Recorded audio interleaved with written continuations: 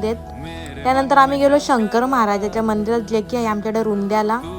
तिकडे गेलो. तिकडचं वातावरण इतका प्रसन्न आणि शांत आहे ना, असं वाटतं का तिकडंच बसून राहावा.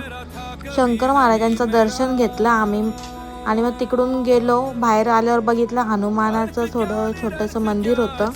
तिकडे दर्शन घेऊन मग गेलो आम्ही स्वामी समर्थांच्या दर्शनाला. स्वामी समर्थांचं दर्शन घेतलं. बाहेर आलो नाही, चिक्कू आलं त्या झाडाला. बाबा बाबा बाबा आवरं चिक्कू त्या झाडाला टांगलेलं. मग काय ना, फिरून फिरून ही वैतागलेली मी. मला तर काय वैताग आलेलाच असतो, त्या काय सांगायची गोष्ट नाही. तिकडून आम्ही ठरवलं दुसऱ्या ठिकाणी जायचं आणि मग गेलेलो आम्ही तिकडून दुसऱ्या स्वामी समर्थांच्या मठात. ते मठसुद्धा खूप सुंदर आहे. आवरा तो भारी मंदिर आहे का असं वाटतं तिकडे बसून राहावा ना. आजूबाजूची शांतता तर इतकी आहे ना का अशी शांतता कुठं तुम्हाला भेटणार नाही. मग दर्शन घेतलं ना, घरी जायला निघलो कारण का मला करायची होती घरी जाऊन पूजा. मग काय घरी जाऊन मस्तपैकी मी पूजेची तयारी केली आणि मग गेलो मठात. मठात गेलो, पूजा केली आणि असं होतं माझा महाशिवरात्रीचा व्लॉग आवडला असेल तर लाईक शेअर आणि फॉलो करायला विसरू नका.